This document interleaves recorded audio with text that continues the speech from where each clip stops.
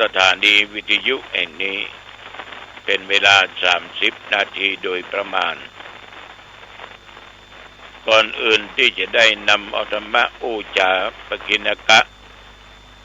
เอาก็มาไหว้พระสวดมนต์เพื่อเป็นมงคลต่อชีวิต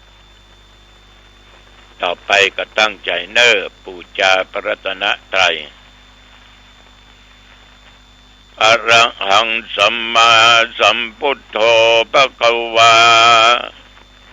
พระผู้มีพระภาคเจ้าเป็นพระอรหันต์ดับเพลิงกิเลสเพลิงทุกข์สิ้นเชิง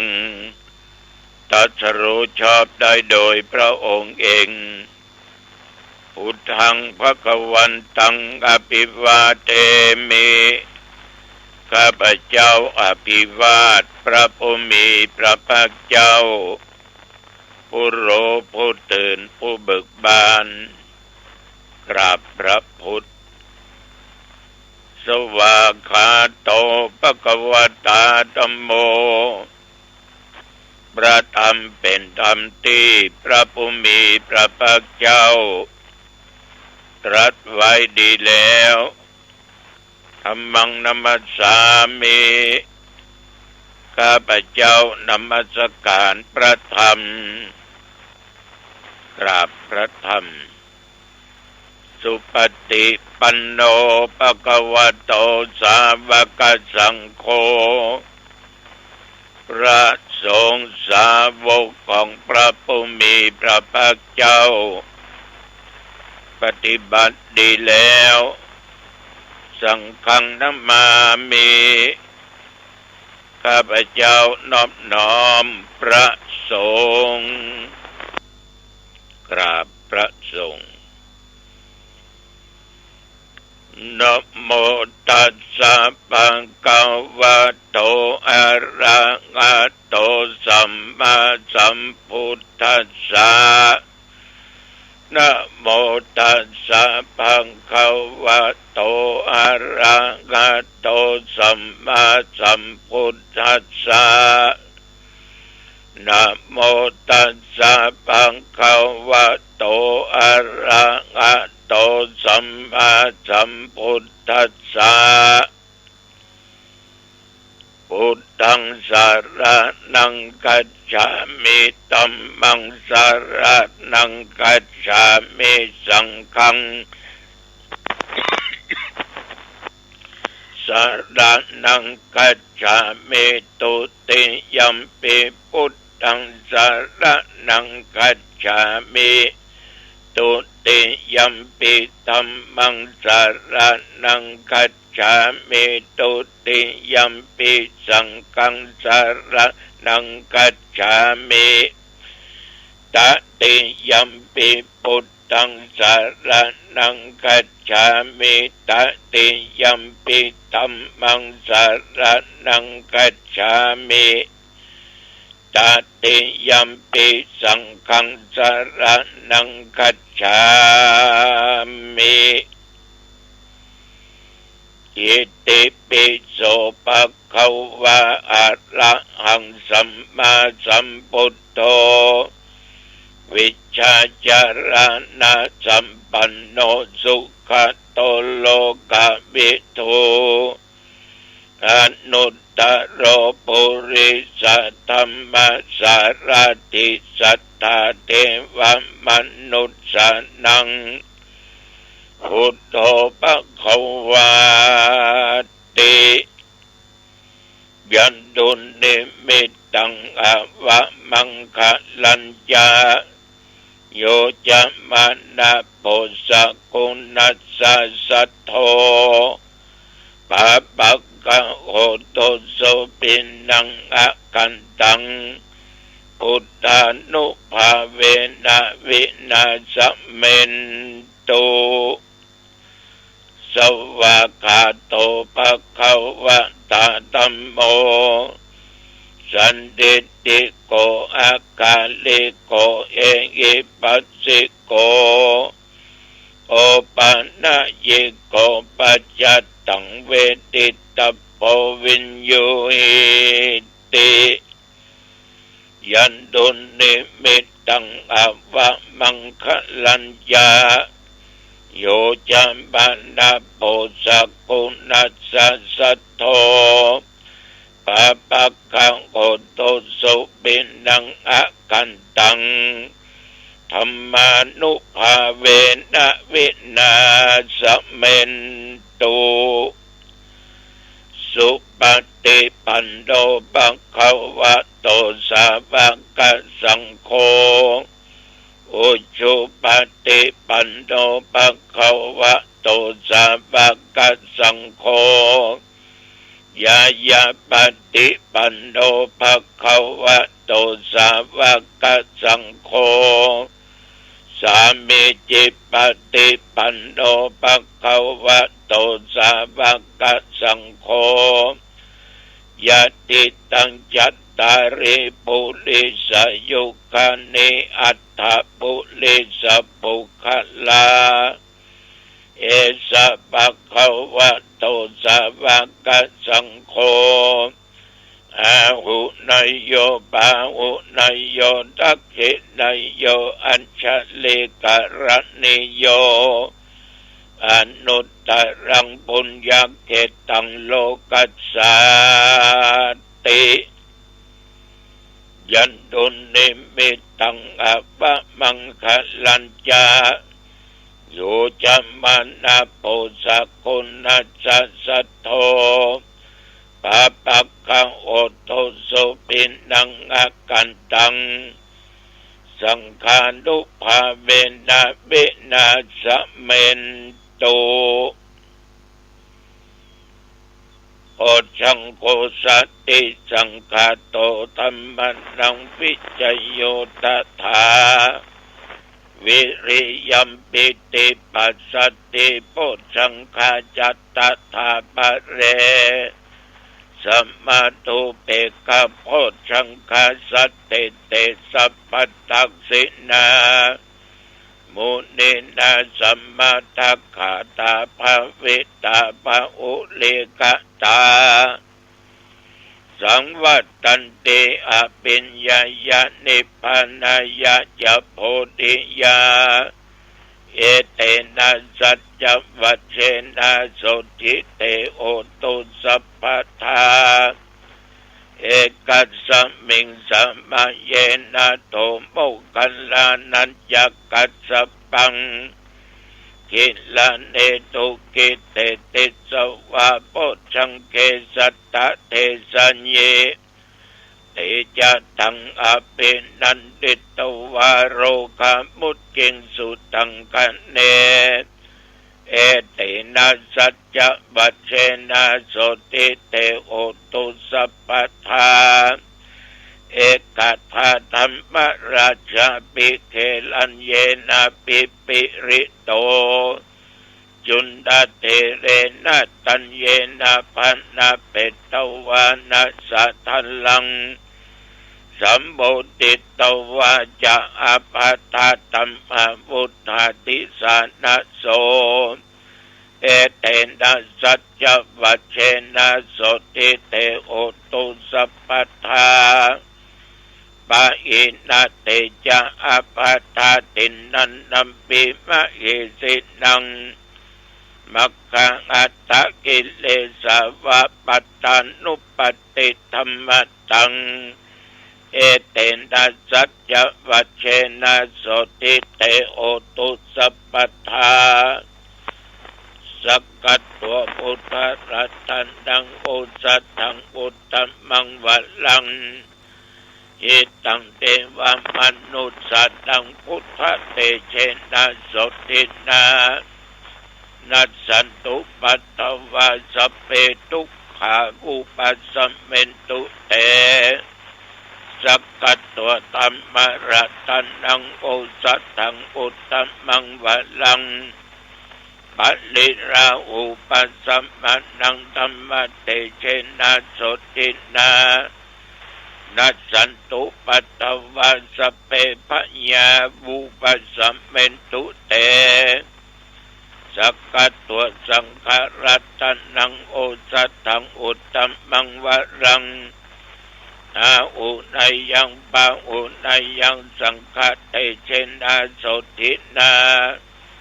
นัสสันตุปัตตวาสเปโรกาวุปัสสะเมนตุเตนัตถิเมสระนังอัญญังสังโฆเมพุทโธเมสระนังวะลังเอเตนะสัจจวัชเชนะโอตุเตชยมังคลังนัตถิเมสระนังอัญญังธัมโมเมสระนังวะลังเอเตนะสัจจวัชเชนะโหตุเตชยมังคลังนัตถิเมสระนังอัญญังสังโฆเมสระนังวะลังเอเตนะสัจจวัชเชนะโหตุเตชยมังคลังภวตุสัพพมังคลังรักขันตุสัพพเทวตาสัพพพุทธานุภาเวนะสัทธาโสทิภวันตุเตภวตุสัพพมังคลังรักขันตุสัพพเทวตาสัพพธัมมานุภาเวนะสัทธาโสทิภวันตุเต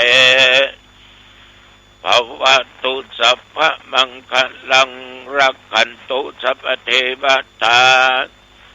สัพพสังฆานุภาเวนะสัทธาโสทิภวันตุเต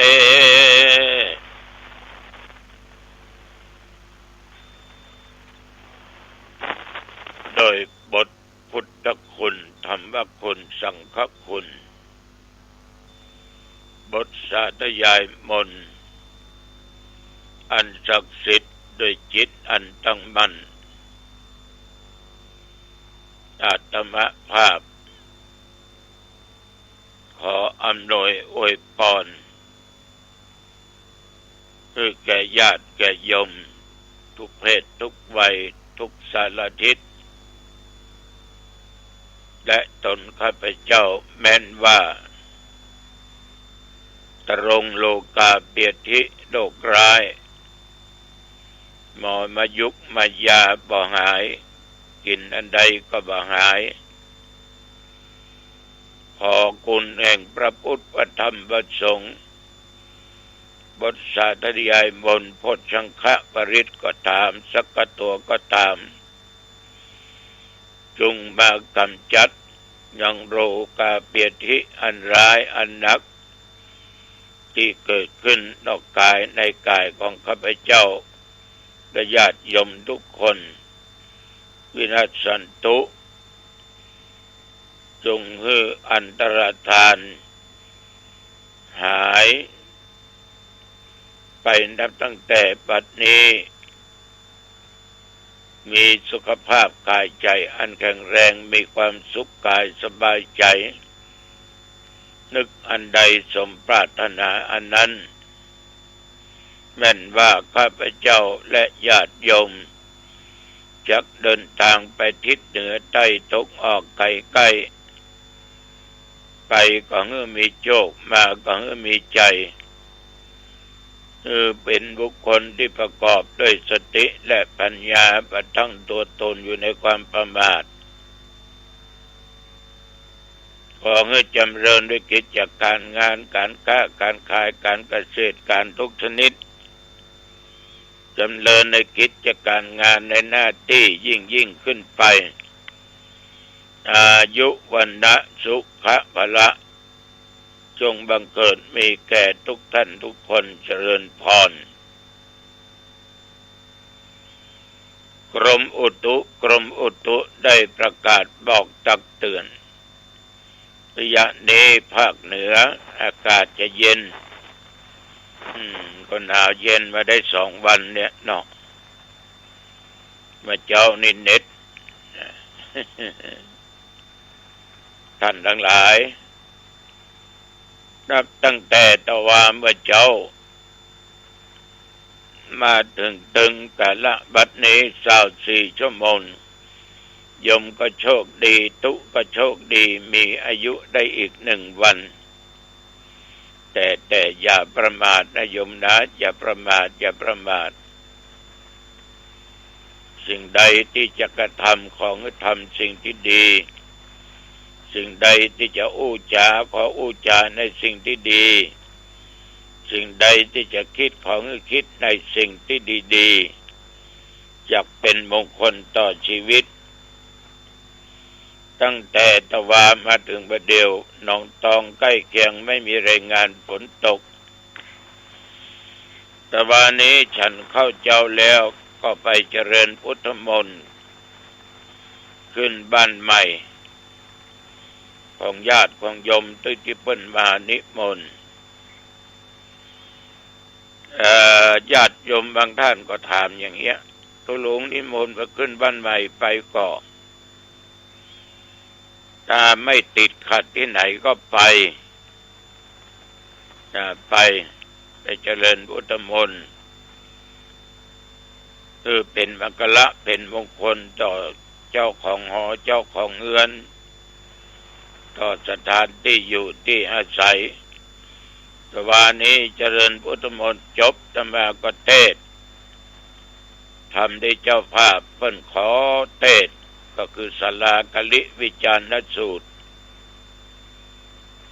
เสร็จเรียบร้อยปอนเรียบร้อยก็กลับวัดมาฉันเพลที่วัดตะวานี้กิ่งก็ตอนแล้วก็มีญาติโยมเดินทางมาจากอำเภอแม่วางอันนี้ก็ขอมัดมือรถเพิ่นเอารถใหม่ออกมาก็ลุงมัดว่าก็มัดแล้วเพิ่นขอมัดเอาก็มัดเอาก็เป็นตนเมตตาก็ทำด้วยจิตอันตั้งมั่นด้วยเมตตาธรรมก็ได้ได้จาสนทนากันในครอบครัวนี้3พ่อแม่ลูกท่านทั้งหลายมันเหมือนกับญาติโยมถามว่าตุลุงถึงวันนี้ลูกกี่โมงก็ตีสี่นะตีสี่ปลายสักน้อยนะลุกละเป็นลูกอย่างเจ้าหนาวมันจะตายเอาลูกเจ้านะก็ดีถ้าเขาว่าลูกเจ้าจะหนาวมันจะตายฮะหมอ ก็มันเคยประพฤติปฏิบัติเป็นกิจมาอย่างนี้ตลอดตื่นเช้ามาอย่างนี้ตลอดแต่ก็มาจัดรายการธรรมะปกิณกะญาติโยมได้ฟังกันหลังจากที่มัดรถมัดลามัดเจ้าของครับโดยมีสติสัมปชัญญะตึกตองและตั้งความประมาทระหว่างที่ขับรถขับลาเรียกว่ามัดถึงรถมัดถึงคนฉะนั้นตะวาก็มีภารกิจอย่างนี้แล้วก็พักผ่อนมาตราบเท่าเวลาบัดเดี๋ยวนี้ศรัทธาสาธุชนญาติโยมท่านผู้ฟังชีวิตของคนเราเนี่ย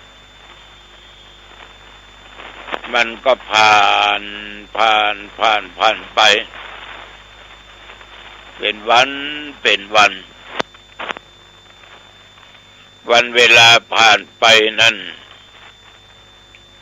มันเอาคืนมาได้มันก็ผ่านไปชะนี้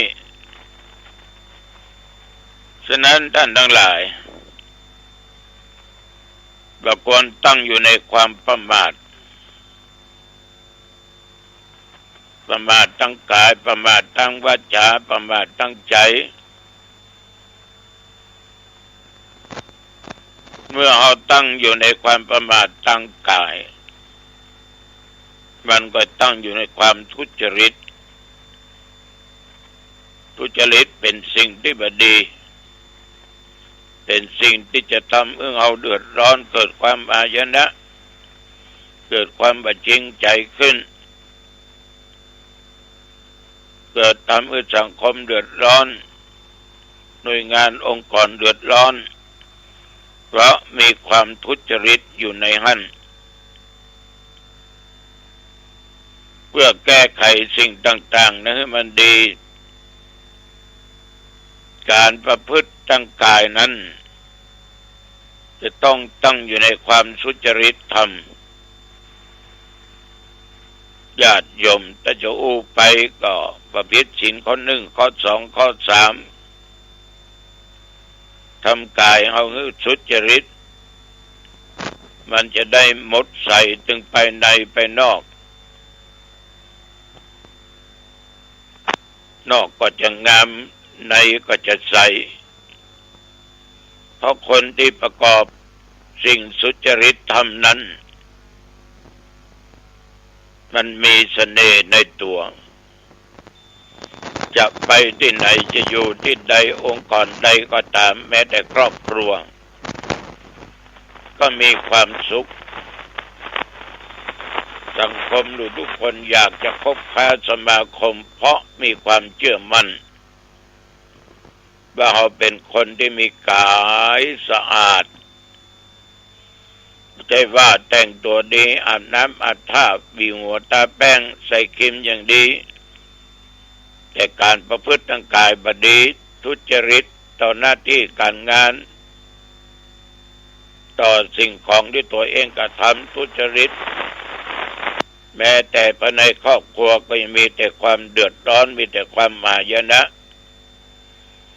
จะบ่มีภัยเข้าคบค้าสมาคมตัวเองฉะนั้นต้องละทุจริตในทางกายมาประพฤติสุจริตในทางกายทางวาจาก็เช่นกันเดียวกันสำคัญยิ่งปากนี่นะปากพาไปในทางชิบหายปากหาเรื่องปากหาแล้วปากหาโทษปากหาบาปหากรรมหาเวรใจปากนั่นเป็นมีดใจปากนั้นญาติโยมทำงานทุจริตเอี่ยวจุเอี่ยวหลอกเอี่ยวลวงเปิ้นต้มตุนเปิ้นเหมือนทวายมเป็นอู้ฟัง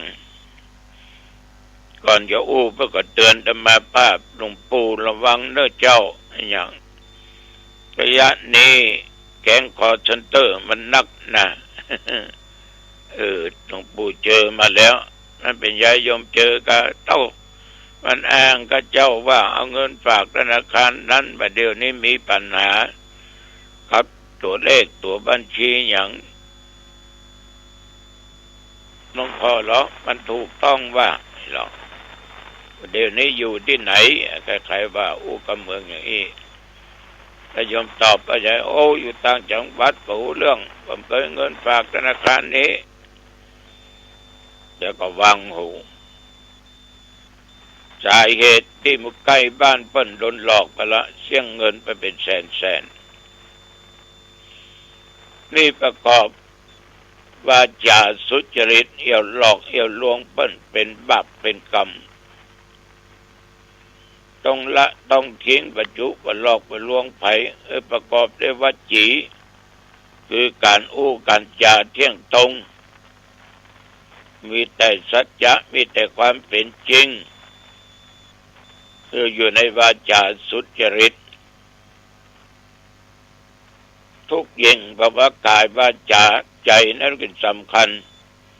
เพราะใจเป็นนายกายก็เป็นบ่าวถ้าคิดบดีคิดโลภคิดโกงเนี่ยคิดอาฆาตพยาบาทปองร้ายต่อบุคคลอื่นก็ดีเป็นการคิดในทางทุจริตเมื่อมันคิดในทางทุจริตสั่งไปทางกายสั่งไปทางวจีคือกำอู้กำจ่าได้มันจะมีแต่ความหายนะยิ่งขึ้นไปถ้าใจทุจริตต้องให้มันเกิดความทุจริตขึ้นใจใสสะอาดด้วยสติและปัญญา ปะกล่าวเท็จปะกล่าวโกหกบดุบดาปฏิสินนินทาบว่าอย่างนี้ไผไปมีแต่ความจริงใจอยู่ตลอดฉะนั้นละสิ่งเหล่านี้ละทุจริตในชีวิตยังมีความหันผิดอยู่อันว่าบุญบ่มีบาปบ่มีพระพุทธเจ้าบ่มีนรกสวรรค์บ่มีเมืองนิพพานบ่มีทำดีได้ดีมีที่ไหนทำชั่วได้ดีมีถมไปกูบาหารเขาได้อย่างรู้หมู่ทำดีหมู่ไปกินไปทานที่วัดบาหารเขาล่ำเขารวยอย่างรู้เปรียบเทียบกับตัวเองได้ทนที่ไปชอบไปวัดไปวาไปกินไปทานไปพระนพธรรมสวดโยโกอ้องฟังเทศน์ฟังธรรมกับเขาบ่ไปเนี่ยเรามาเปรียบเทียบกันเลยลักษณะแม้แต่ตัวตนสรีระร่างกายก็ผิดกันอย่างขนาดเหมือนเข้าสิ่งที่มีก็ร้อยหล่อไปทุกขณะเพราะชีวิตมันมีศีลมีธรรมตั้งอยู่ในความประมาทอยู่ตลอดเป็นคนมัวหม่องเศร้าหมองไปในที่สุดอยู่ที่ไหนเป็นกำกึ่งเหงากกงกเพราะอ่านผิดเป็นชอบอันว่าทำดีแบบได้ดีโยมต้องทำความหันถูกต้องเพื่อชีวิตจะได้ราบรื่น